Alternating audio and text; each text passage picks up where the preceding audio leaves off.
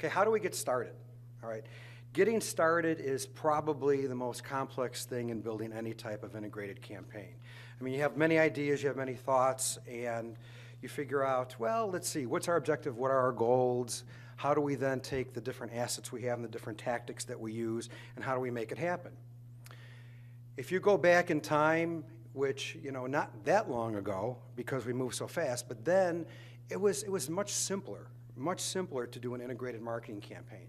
You had print, you had collateral, you had trade shows, and then maybe some type of videos. You didn't have much to choose from, but you worked it all. You know, the printing press people read magazines. People just, they didn't look at the process on how do you view things. They weren't online. You know, you went to a printer, you ran an ad, you looked at a magazine, you looked at collateral, you watched a video that was maybe an hour long on how to do something. But now it's a lot different. Look on the opposite side of the fence. Okay, we have direct mail. We have everything from social media to organic search to paid search. We have multimedia. We have interactive media. We have online advertising. We have print advertising. We have everything. We go from there. We can go to a world of different acronyms. We can go to SEO, CRM, CPL, DAM. All these different type of initials, and it's going to keep going and going and going and going. It's going to keep moving faster and faster and faster. And we have to keep a pulse of how we do things. But at the end of the day, what's our challenge? Okay, our challenge as marketers, as professional salespeople, as product developers, as marketing communications people, it's to increase our brand awareness. Okay, it's to drive that revenue, and at the end, it's to really develop that sales channel and make the sale at the end of the day. So how do you decide what to do? I mean, how do you evaluate your tactical approach? You know, what type of different assets do you use? How do you know which ones are the right ones? How do you know what's going to work, and how do you know what's not going to work? How do you know what's going to work to your audience?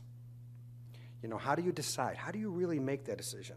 How do you take the right objective and strategies, create that process, set the goals, and then push it out there to your audience? So how do you decide? You really don't. They decide. Okay? Michael decides. Okay? The engineers decide. All right? You have to look at your audience and you have to figure out, who are they? Who's the audience that you're trying to hit? Are they your customers? Are they your potential customers? Are they your existing customers? Are they customers that you want to change a different direction with, or an attitude, or you want to make them realize something? Is there somebody out there that you want to make them more knowledgeable on products that you already use? Is there an untapped resource within the engineering community that you want to get at? I mean, all these things keep arising as the days go on and as the different market trends start setting and the different challenges come up. But these are people who you're spending most of your time with. These are people who you're spending your strategy development, you're spending your budgets with, okay? Because at the end of the day, once again, you want those people to be your brand advocate. You want people to talk about you. You want them to follow you. You want them to support your products, your solutions, and you want to make that sale. You want to shorten that sales cycle. You want to get in front of them, you want to stay in front of them, and you want to make sure that they stay with you and come back. But there's one key element that you have to understand when you say, who are they, okay? And that's, you need to know your audience. You know, how does your audience prefer to consume the information? Okay, how do the engineers, Mike had mentioned, you know, a little bit on how they want to learn about things, but how do they learn about your products and your solutions today? You know, what works for them? You have various age groups out there. You have varied experience. You have global reach. You know, I don't know how many companies here are global. We're a global company. And what we do in North America, we don't necessarily do in Europe, or in Asia Pacific South, or in Asia Pacific North. Or you break it down even further. In Asia Pacific South, what we do in China, we don't necessarily do in India. You know, everybody has different ways of learning. Everybody has different ways of wanting to understand what's out there, wanting to understand what's available to them, wanting to understand what they can do to make their jobs more successful and profitable. Okay, you have to learn about the industry, the products, and the solutions. So you have to drive that. You have to drive that to your audience. You want to make them obtain the information, and you want to know where they obtain that information. And then you want to know how they're going to purchase. Okay, how are they going to make that purchase decision?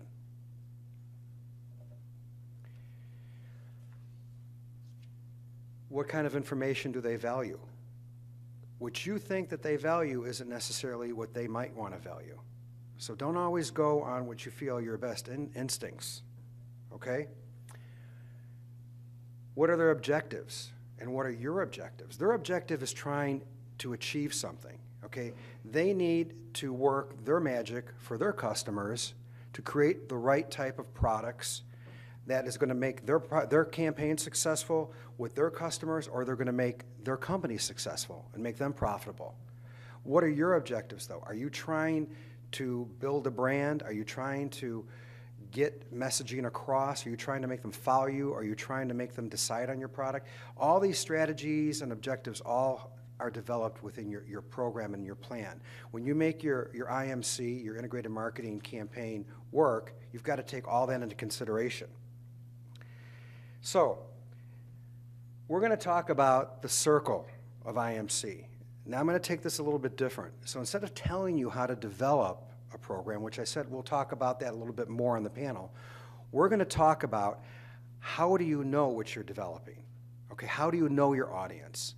Okay, because the most important thing is to look at the ways that enable you to look at your audience. These influences are going to help you develop your campaign. It's going to help you track your campaigns. They're going to help you readjust your campaigns. They're going to help you take your campaigns to the next level.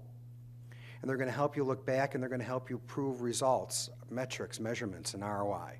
So I'm going to go through about 7 or 8 steps, one by one. I'm going to talk a little bit about each one of them. And if you have any questions, jot them down, and we could talk about them more when we sit at the panel.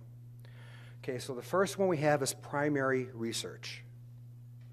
Media partners, social media, web analytics, A&B testing, sales and product management, and historical data. So let's take a look a little bit about primary research. Listen to the data, not your gut. That's kind of what we follow. It's kind of like my little saying, because when you think about it, you know, you always have a gut feeling. You work at a company, and the company you work at, you're like, well, we know how this works. Okay, we know exactly what they want. You're too close. You're too close to your company. You're too close to your job. You're too close to your product.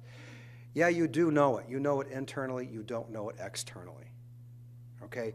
Take the opportunity, if you can, to conduct some primary research. Understand what's out there. Conduct a survey. You know, understand how the caliber of the person that you're talking to, your customer, where they're at, what level that they're at. What do they want to know? Okay, what type of mediums do they look at? Do they find it valuable?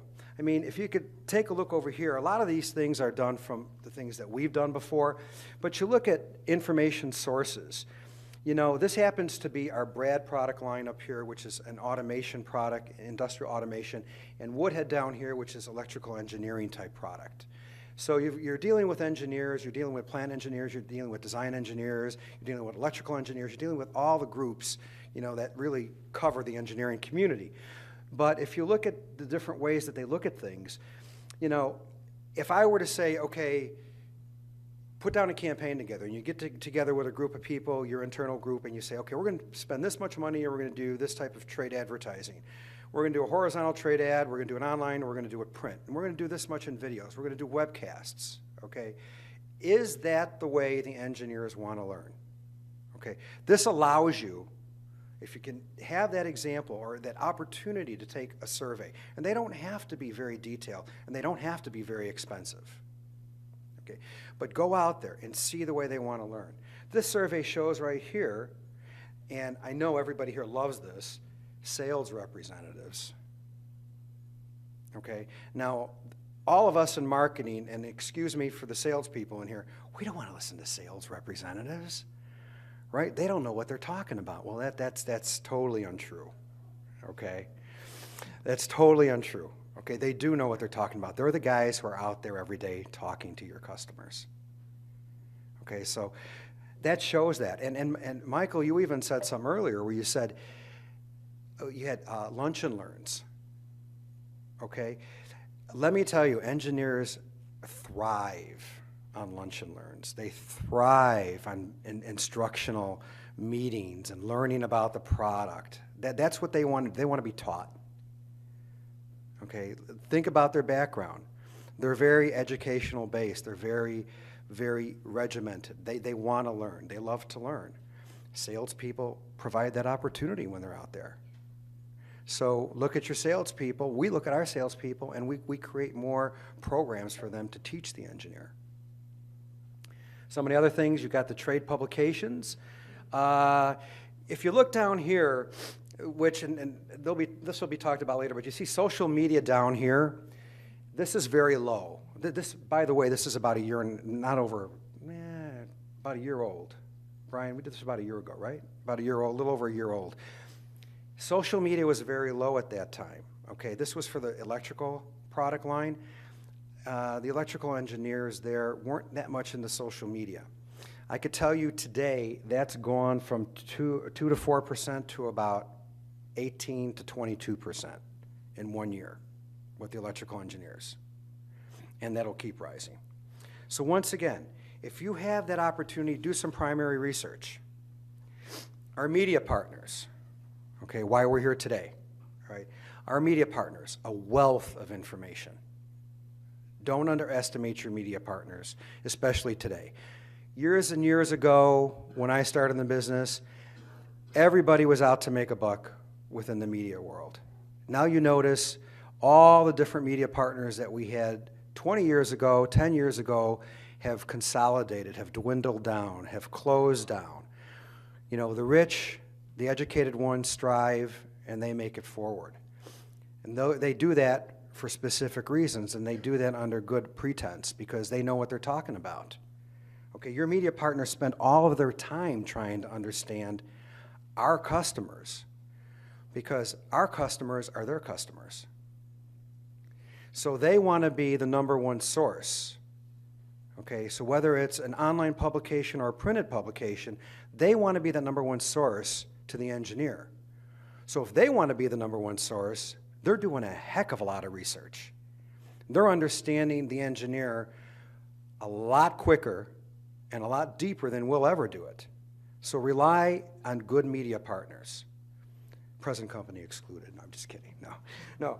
But they provide the most relevant information to our customers.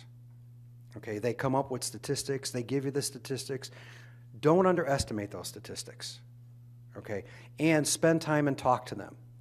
Talk to the publishers. Talk to the Steves. Talk to the Jims. Okay, they know what they're talking about. Talk to the editors. The editors are out there all the time.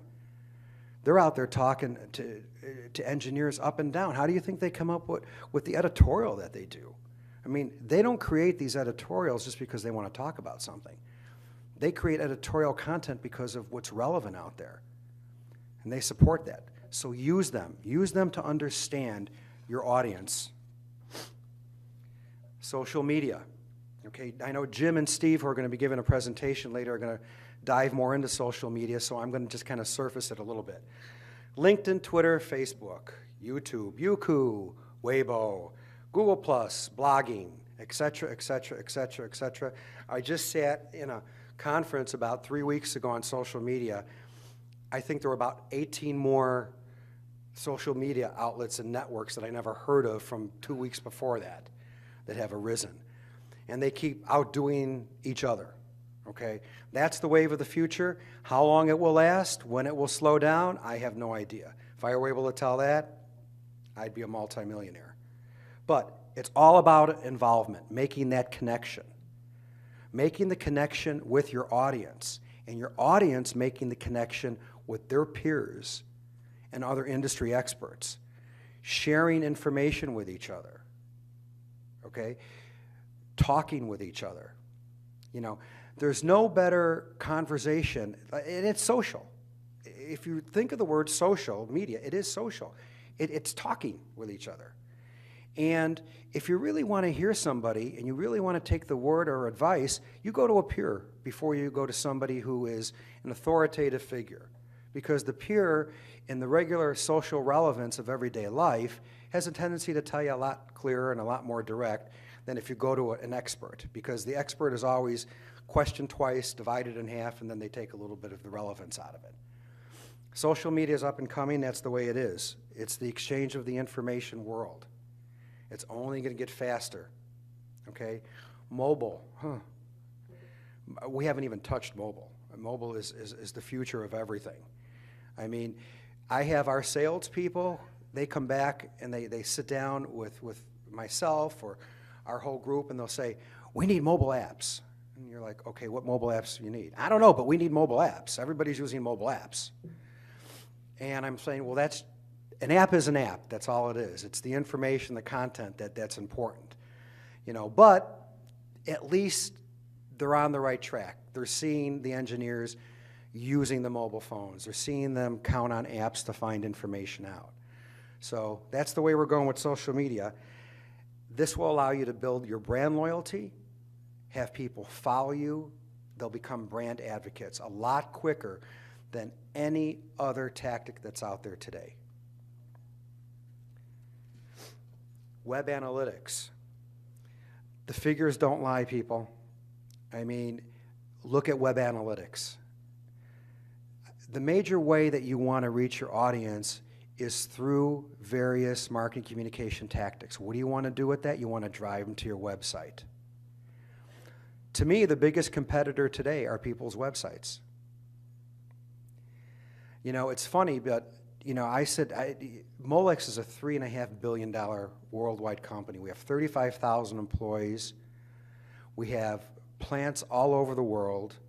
We have design and research manufacturing facilities located all over the world. We have clients like, I mean, not half of you, there's about 6 people in here who are our clients and our customers. Apple is our biggest customer today. Yet, the president, the CEO, the executive board, they're so concerned with how many people go to our website. Okay, because it's the website that is the wealth of information. And if you use your tactics correctly, you can drive people to their website.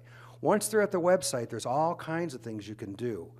And for another subject is a marketing automation platform. And we've instituted that about 1.5 years ago. And I'd be more than happy after this to tell you how that works.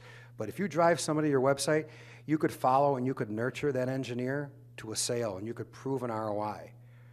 The world of ROI has now taken surface. And if it keeps going the way it is, very soon the question that we all get, and what's the return on investment? You're spending all this money, what do we get back? The basic metrics and measurements are starting to go out the window, and the actual return is starting to surface. And we're starting to be able to start to show that with some of the things we do. But listen to the analytics. If you don't do analytics, any type of Google Analytics on your website today, please try and do that. That will help direct and foster what you do. The different tactics, you could track them. You could follow, if you do a print ad, you could make sure that you track that on the website. If you do a series of ads, say in June, July, and August, watch the rise, decline, or steadiness of your website. Take that ad, put a unique URL on it. Follow that URL. You'll be able to track that. It's not difficult to do. And that's a great way to go to your management and say, look, see what I'm doing? It's working. When I don't do it, it doesn't work. So I need more money. Okay? But refine your program as you look at the analytics. Here's another method, A and B testing. Okay, the objective is to get your audience to take action in any type of a tactic, especially in an advertising campaign. This happens to be an online advertising campaign that we did that was more of a brand building campaign, But what we did is we worked with our agency, Moveo, and we came up with 2 different ways of doing this. We went to 2 competing magazines. We did A, which is at the top, and B at the bottom. And these were directed to design engineers. What we did is we ran at the same time, the same circulation, basically, population, and then we tracked it. We did the click-throughs, we did how many people went to the website, how many pages were opened, how many interests happened to it, and we found out that the top one got approximately 85% more reaction than the bottom one, which told us our engineers didn't like the pretty pictures. The messaging is pretty much the same, but they were intrigued by the build of the message. Okay, so there's a lot you can do when you do A/B testing. And you could do A/B testing in print, you could do it in online, you could do it in a direct email campaign, you could do it in webinars, you could present webinars different ways, you could present white papers, you could present thought leadership articles in different ways, and you could do the test. Very simple to do. It just takes a little bit of planning. See which message delivery is the most effective, and then build on it. Create the right team. Okay, you're all in this room. That's why I asked who you are. Okay, never underestimate the pulse out on the street.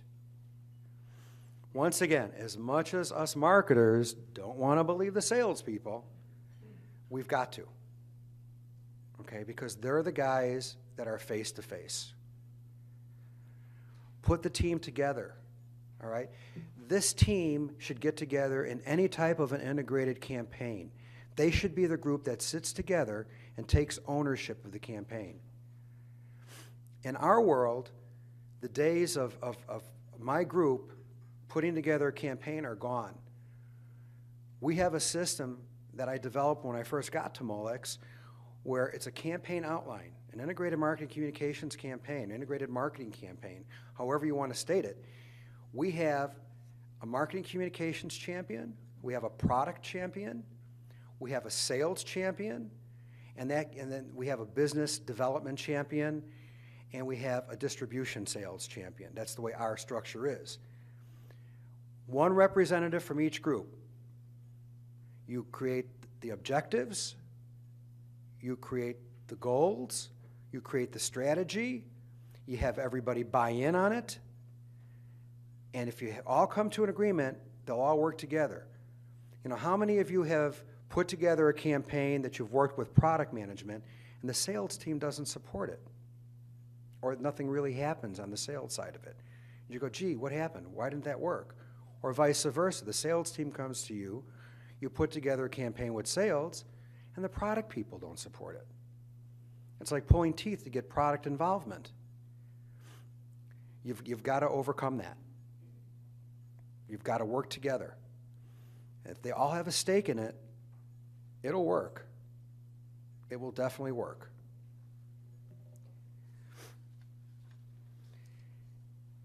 Lastly but not least, historical data. This is a very interesting chart.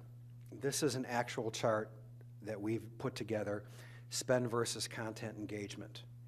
If you see down at the bottom the colors, you've got paid search, you have online banners, you have e-news sponsorship, value-added activities, and just other activities, whether they'd be direct mail or something like that.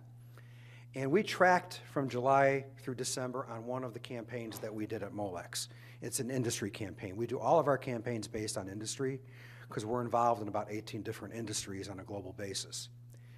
So what we did is we tracked based on the different type of tactics at the bottom and our spend. And you can see in July, we began spending. In August, our visitors to the website went up, and they kept going through September. We spent more in September, it rose in September. Then we started to drop. We stopped spending. And you could see our visitors started to drop. Try to look at some type of a system that you could do this with too. It's great to present to management, especially once again at budget time when you're asking for money. Well, we're not going to give you that amount of money for advertising. That's a lot of money. We spend money, okay? We spend money and nobody thinks we bring money in. Okay, but that's not true. It's things like that that prove it.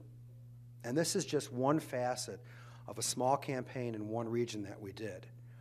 We are now beginning to report like this, and our fiscal year starts in July, so in FY, we're working right now with, Moveo's actually working on this with us, and so is our public relations agency. We're putting together a whole process on how we present this ROI. And it's gonna show in black and white, and we're gonna say, when you do this, look what happens. When you don't do this, look what doesn't happen. So, historical data. Capture the historical data. Right. So, these are just some of the things that I wanted to talk about, and that's really just trying to understand your audience and know your audience. And then use that information, look back on what you've done, refine, redefine, make sure everybody is involved. Make sure you have that group. Make sure you have the core group. Make sure you have product people and sales people, industry people, however your organization is developed. Make sure you look at it not only on a regional basis. If you're a global company, make sure you look at it globally. When you develop these programs, even if you're starting in one region, think about the other regions, because they will expand into the other regions. All right? So if you have any questions, I think we could just do it at the table, if that's okay. And thanks for your time, and I hope you learned a little bit today from me.